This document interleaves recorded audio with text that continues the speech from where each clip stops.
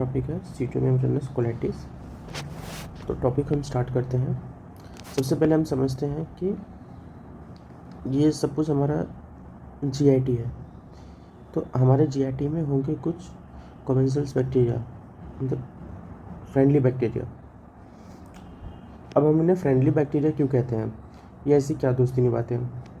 तो ये जो फ्रेंडली बैक्टीरिया होते हैं हमारी बॉडी में, ये पैथोजेनिक बैक्टीरिया को ग्रो होने ही नहीं देते हैं।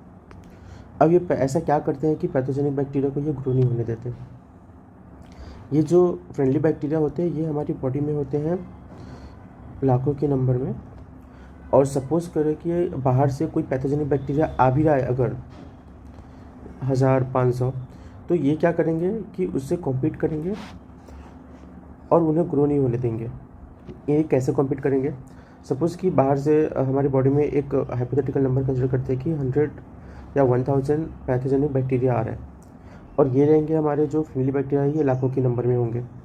तो ये उन्हें कॉम्पीट करेंगे, उनको फूड रिसोर्सेस ही नहीं मिलेंगे और उनकी डेथ हो जाएगी। अब मान लेते हैं कि कुछ ऐसे भी पैथोजेनिक बैक्टीरिया थे जो कि स्टारवेशन भी सर्वाइव कर गए, वो भूखे भी रह लिए, तो फिर भी वो सर्वाइव नहीं कर पाएंगे। क्यों? क्योंकि ये जो फ्रेंडली बैक्टीरिया है ये एक केमिकल रिलीज़ करते हैं जिसे हम बोलते हैं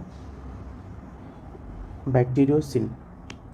ये बैक्टीरियोसिन रिलीज़ करेंगे फ्रेंडली बैक्टीरिया, और ये उन पैथोजेनिक बैक्टीरिया को मार देंगे। फिर क्या होता है कि एक दिन होता है हमें इन्फेक्शन, तो हम ब्रॉड स्पेक्ट्रम एंटीबायोटिक्स देते हैं। अब ब्रॉड स्पेक्ट्रम एंटीबायोटिक्स जो होते हैं वो तो सारे टाइप के बैक्टीरिया को मार देंगे, वो नहीं देखेंगे कि कौन सा पैथोजेनिक बैक्टीरिया है और कौन सा हमारा फ्रेंडली बैक्टीरिया है। अब ब्रॉड स्पेक्ट्रम एंटीबायोटिक्स देने के कारण क्या होगा कि पैथोजेनिक बैक्टीरियाज तो मरेंगे, लेकिन जो कि हमारे फ्रेंडली बैक्टीरिया है ये भी ख़त्म हो जाएंगे।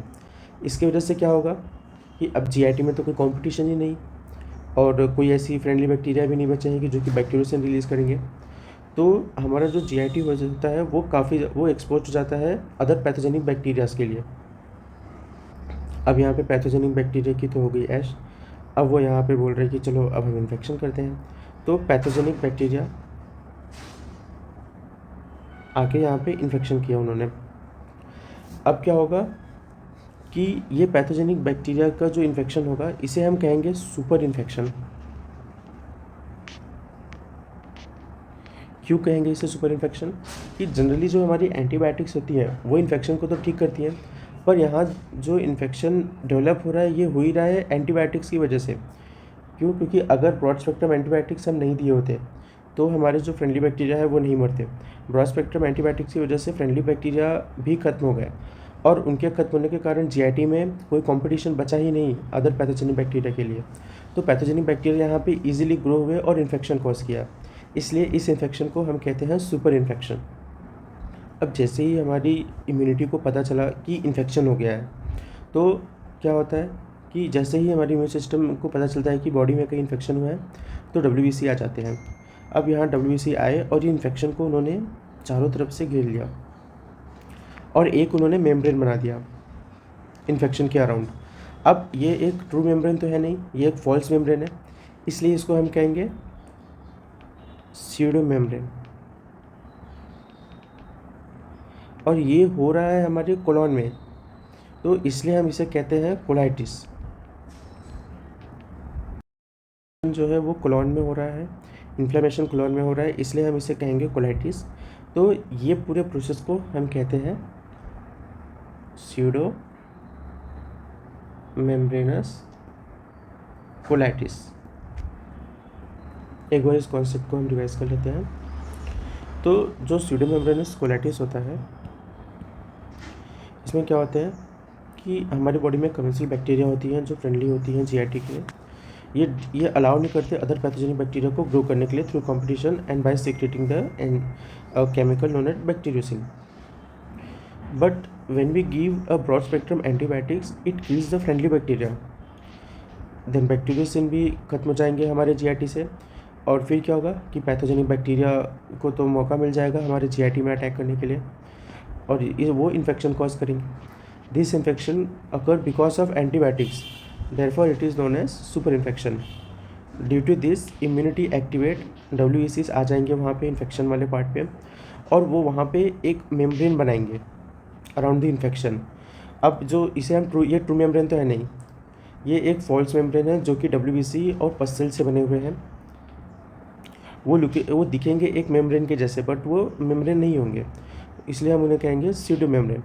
और इस इन्फेक्शन को हम, और ये इन्फेक्शन जो है वो हमारे कोलॉन के पार्ट में होता है, वहाँ पे इन्फ्लेमेशन होता है, इसलिए इस पूरी प्रोसेस को हम कहते हैं स्यूडोमेम्ब्रेनस कोलाइटिस। अब कुछ 2-3 इंपॉर्टेंट चीज़ें हैं इससे स्यूडोमेम्ब्रेनस कोलाइटिस से रिलेटेड जो हमें याद रखनी है। पहला है कि which is the most common bacteria which cause pseudomembranous colitis, तो वो होता है Clostridium difficile. Second one is most common antibiotics which causes pseudomembranous colitis. अभी हमने ऊपर पढ़ा था कि जो स्यूडोमेम्ब्रेनस कोलाइटिस होता है ये ब्रॉड स्पेक्ट्रम एंटीबायोटिक्स की वजह से होता है। तो ये मोस्ट कॉमन एंटीबायोटिक्स कौन से होते हैं? पहला हमारा होता है 3rd जनरेशन सिफेलोस्पोरिन, सेकेंड होता है clindamycin, third is fluoroquinolone, and the fourth one is ampicillin and amoxicillin. अब हमने मोस्ट कॉमन बैक्टीरिया और मोस्ट कॉमन एंटीबायोटिक्स को देख लिया जो स्यूडोमेम्ब्रेनस कोलाइटिस को कॉज करती हैं। आइए इनका ट्रीटमेंट भी देखते हैं। तो स्यूडोमेम्ब्रेनस कोलाइटिस के लिए जो ड्रग ऑफ चॉइस है वो है फिडाक्सोमाइसिन, ये हमारा फर्स्ट ड्रग ऑफ चॉइस होगा। अल्टरनेटिवली हम ओरल वैंकोमाइसिन दे सकते हैं। नॉर्मली क्या होता है कि वैंकोमाइसिन का जो यूजुअल रूट होता है वो IV होता है। क्यों IV होता है? सपोज बॉडी में कहीं इन्फेक्शन हुआ है एक्सेप्ट GIT और हमें वैंकोमाइसिन प्रेफर करना है, तो हम हमेशा वैंकोमाइसिन को IV के थ्रू ही देंगे, ओरल नहीं देंगे। क्यों? क्योंकि वैंकोमाइसिन जो होता है इसकी परमेबिलिटी बहुत ही पुअर है, ये GIT से एब्जॉर्ब ही नहीं होता है। तो GIT से अगर ये एब्जॉर्ब नहीं होगा तो ये साइट ऑफ इन्फेक्शन पे पहुंच नहीं पाएगा और क्योर नहीं होगा। बट यहाँ पे हम ओरल वैंकोमाइसिन ही प्रेफर करेंगे इंस्टेड ऑफ IV रूट। क्यों? क्योंकि यहाँ हमारा जो इन्फेक्शन है वो इन्फेक्शन हुआ ही है हमारे ये इंटेस्टाइनल की रूट में, तो हम चाहेंगे कि वो जो वैंकोमाइसिन है ये एब्जॉर्ब ना हो और ये हमारे GIT में पड़े रहे, ताकि वो GIT के जो इन्फेक्शन है उनको क्योर करे। तो अल्टरनेट जो हमारा मेडिसिन होगा वो होगा ओरल वैंकोमाइसिन। थर्ड हमारा होगा मेट्रोनिडाजोल। तो ये है हमारा ये 4 ड्रग ऑफ ट्रीटमेंट। तो इनमें ड्रग ऑफ चॉइस है हमारी पहले फिडाक्सोमाइसिन, पहले ड्रग ऑफ चॉइस हुआ करती थी वैंकोमाइसिन, पर ये यूज़ करना अभी हम कम कर दिए। क्यों? क्योंकि इसका रीज़न है रिलैप्स। ये ठीक तो कर देता था लेकिन कुछ टाइम के बाद वापस से इन्फेक्शन हो जाता था, इसलिए हमने फिडाक्सोमाइसिन यूज़ करना चालू किया। एंड अभी ये बहुत कम यूज़ होता है मेट्रोनिडाजोल स्यूडोमेम्ब्रेनस कोलाइटिस की इन्फेक्शन में। और फोर्थ ये हमारा है एक मोनोक्लोनल एंटीबॉडी जो बेसिलोटॉक्सिमैब है। ये वर्क करता है against the toxin of Clostridium डिफिसिले।